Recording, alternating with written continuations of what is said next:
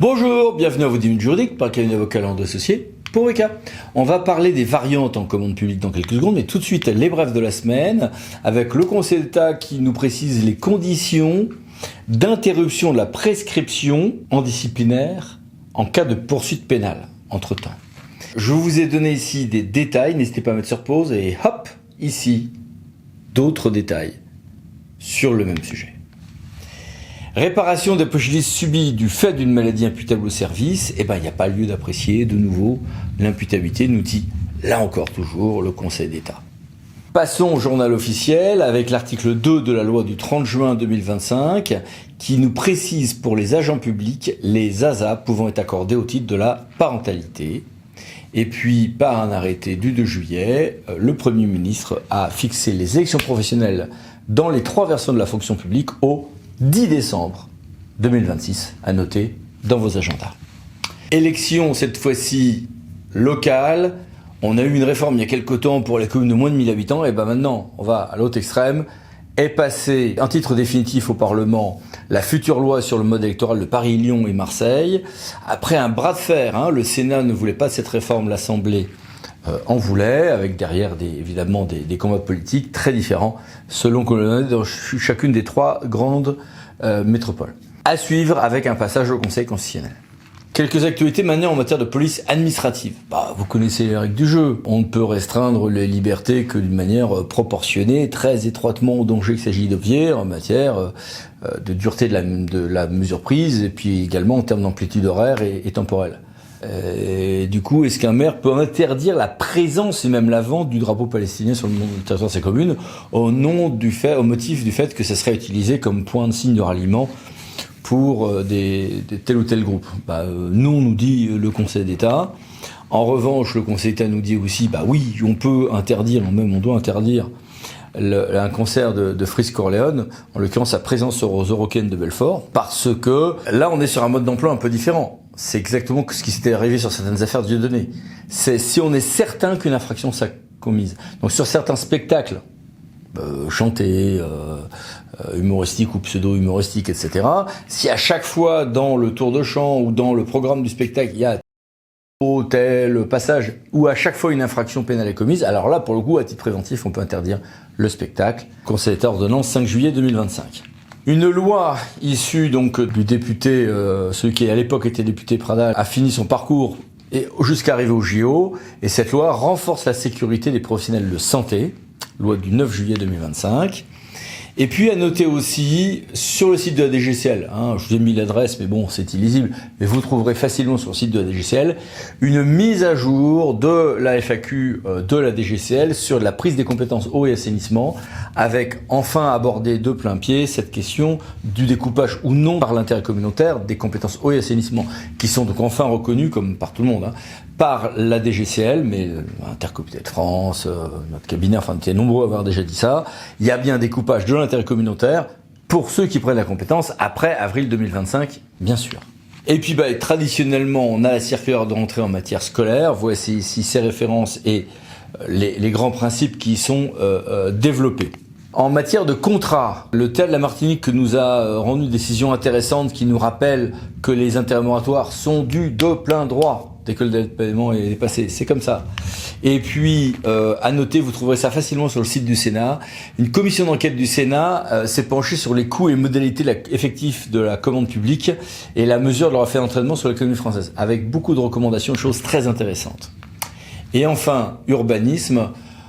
Pas de censure par le juge de cassation des moyens écartés comme inopérants si sur un moyen valablement annulation d'un PC. Alors ça veut dire quoi? Ça veut dire que en urbanisme, le juge doit statuer sur chaque point. Ok.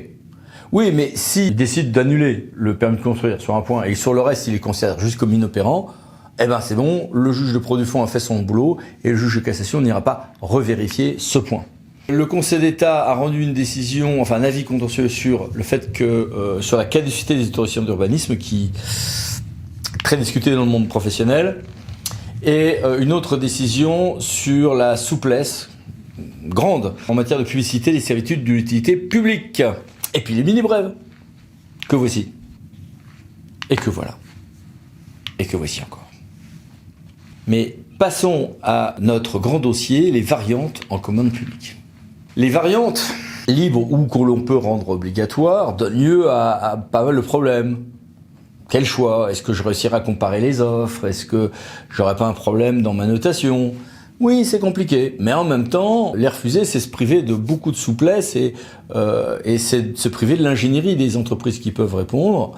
Donc, sur tout ceci, j'ai voulu interroger Laurence Agnès-Poulos. Bonjour Laurence. Bonjour Eric. Allez, première question, plus qu'une question. Allez, on commence par un petit rappel sur les variantes et les notions proches telles que vous les voyez. Absolument. Alors, les variantes au sein de la commande publique, on constate quand même un certain vide juridique, notamment sur la définition. Parce que la définition, il faut s'en référer à un arrêt qui est quand même pour le moins ancien, hein, du Conseil d'État du 5 janvier 2011.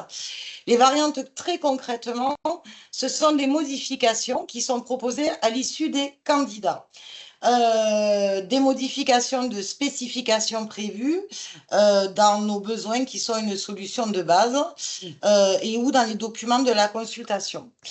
Alors, les variantes, elles ne sont pas des options. Les fameuses options au niveau droit européen qui concernent des prestations similaires, qui concernent des marchés à tranche optionnels ou selon certaines clauses de rendez-vous. Les variantes ne sont pas ni davantage des solutions techniques alternatives, ni des solutions techniques équivalentes. Donc, l'acheteur public, quand il a l'intention ou le souhait de pouvoir avoir le bénéfice de variantes des opérateurs économiques, il a deux possibilités. Soit des variantes imposées, soit des variantes libres. Le domaine de proposition des variantes est très large. Qu'on ait des variantes économiques, techniques, administratives, de développement durable. Le plus important, c'est de considérer que la variante est un outil de performance, non pas de l'achat, mais d'exécution de l'achat. Nous avons par définition nos besoins, nous les décrivons avec des spécifications techniques et sur la base des spécifications techniques, les services acheteurs doivent être très vigilants sur le comportement classique qu'ils ont à se dire nous sommes certains de la définition de deux besoins. Non, les besoins évoluent, même plus vite que le temps que nous avons pour les formuler. Et les variantes sont un outil d'adaptation qui, bien encadrés, peuvent permettre une réponse plus adaptée à nos besoins. La difficulté dans l'acceptation des variantes, c'est de savoir jusqu'où l'acheteur est prêt à accepter les modifications à l'expression du besoin de base.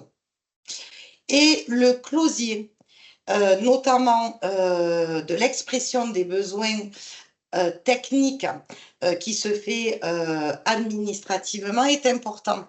On a souvent tendance à mettre dans nos marchés des closiers de type obligation de résultat, obligation de moyens.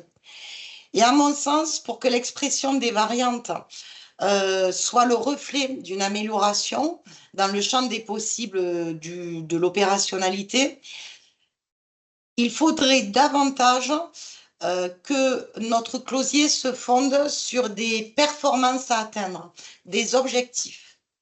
Et là, on rentre dans le cœur vif de la variante, notamment de la variante libre pour un opérateur économique. Les critères de sélection des offres étant par nature les mêmes pour analyser la solution de base ou la variante, si nos closiers sont exprimés en des termes d'obligation, de résultats ou de moyens, l'expression des opérateurs économiques qui sont les sachants en est réduite d'autant. Et on le voit petit à petit avec des confusions de choses et de genres. Les acheteurs publics ont tendance à confondre la variante, par exemple, de la pratique qui est celle des prestations supplémentaires éventuelles. Et dans les réponses au marché actuellement, on constate que les collectivités qui n'acceptent pas ou qui n'ont pas le souhait d'ouvrir aux variantes libres se trouvent souvent confrontées à, à des opérateurs économiques qui émettent, au titre de leur obligation de devoir, des réserves, et en expliquant que, certes, la solution de base correspond aux besoins de la collectivité, mais qu'il y a aussi des solutions techniques équivalentes et ou alternatives qui permettent de mieux apprécier et mesurer l'enjeu dans la définition des besoins. Or, vous n'avez pas accepté les variantes libres, donc l'acheteur public, il se trouve dans une situation, qu'est-ce que je fais?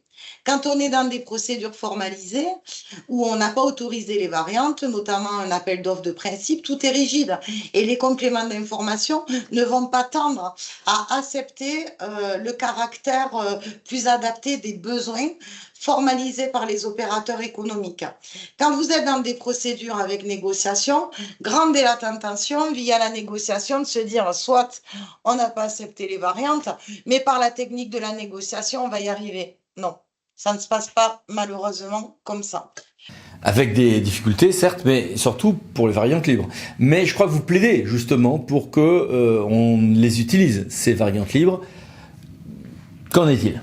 Oui, je suis toujours tiraillée dans la relecture des besoins techniques. En fait, je pars du postulat que si je ne comprends pas le cahier des charges, les opérateurs économiques, bien que professionnels, auront du mal à le comprendre. Quand on propose des variantes imposées, c'est pas trop difficile. J'ai des menuiseries en PVC parce que j'ai un budget, mais je souhaite en variante obligatoire qu'on me propose des menuiseries bois. Donc bon, le cycle de vie du bois, le principe respectueux de ce matériau en termes de développement durable n'est pas le même. Là, on n'a pas de difficulté. La variante obligatoire, si elle est retenue, va se substituer à l'offre de base. En revanche, pour les variantes libres, je constate au sein de ma collectivité et d'un réseau d'acheteurs et de professionnels que l'admission, l'autorisation des variantes libres est encore trop timide. Elle l'est par peur procédurale, dans l'adaptation des critères de sélection des offres au jugement de la variante libre. Elle l'est aussi dans les modalités de présentation d'une variante libre. Les modalités de présentation de variantes libres sont essentielles. Il faut que l'on arrive à guider les opérateurs économiques pour, lorsqu'elles sont autorisées, permettre en retour à l'acheteur public de mesurer le sens, l'étendue et les limites de la variante. Donc souvent on demande une présentation séparée par notre acte d'engagement, une décomposition du prix global et forfaitaire, mais il y a d'autres petites astuces. On a les fiches techniques, les matériaux, les procédés, les méthodologies, les conditions de délai, les approvisionnements, il y a aussi des échantillons, il y a aussi des références sur des retours d'expérience sur la variante libre. Donc, j'aurais tendance à vous dire, Eric, osons aujourd'hui la variante libre. Peut-être quelques cas concrets avec un usage que vous préconisez, des marges de manœuvre conférées par un arrêt de la CA de Douai, n'est-ce pas? Il exprime que vous n'acceptez pas de variante libre, il n'y a pas d'avantage de variante obligatoire, et un candidat peut très bien considérer que sur un niveau de performance, en l'occurrence c'était une couverture sonore, l'expression, la définition et l'expression des performances sur le niveau de couverture au sonore ne laissait pas la possibilité aux candidats de proposer des solutions techniques équivalentes et qui correspondaient pleinement aux caractéristiques techniques de base. Si la collectivité avait, par exemple, accepté la présentation de variantes libres, l'opérateur économique n'aurait pas eu besoin d'attirer l'attention attention de la collectivité sur l'insuffisance du niveau de performance qu'elle demandait via à l'appui le procédé technique. Et c'est regrettable, c'est très regrettable. Le monde évolue, on parle aujourd'hui, on le voit, du relèvement des seuils pour les marchés de l'État sur les marchés innovants, mais tout n'est pas innovation. Il y a aussi des possibilités de réalisation technique où l'expression de nos objectifs et de nos performances à atteindre ne sont plus en adaptation avec ce que demain les opérateurs économiques peuvent nous proposer. Et on se prive de cette possibilité. Donc, quand vous êtes confronté à, par exemple, une note d'attention avec un opérateur économique qui vous dit « j'avais déjà attiré votre attention en phase de délai pour poser des questions qu'il pouvait y avoir mieux », vous me répondez que vous ne voulez pas de variante libre. À l'appui, je vous fais une note attirant mon obligation de conseil et pouvoir vous exposer qu'il y a mieux dans des conditions tout aussi opérantes avec des délais de réalisation qui sont respectueux des prescriptions du cahier des charges et avec un prix de revient qui est tout aussi dynamique et compatible avec votre estimation financière prévisionnelle. Quel dommage! Quel dommage! Merci beaucoup. Au revoir. Je vous remercie, Eric. À bientôt. Au revoir. Et merci à vous. À bientôt pour une nouvelle vidéo, les 10 minutes juridiques, par un associé pour VK. Pensez à vous abonner, c'est par là. Merci. Au revoir.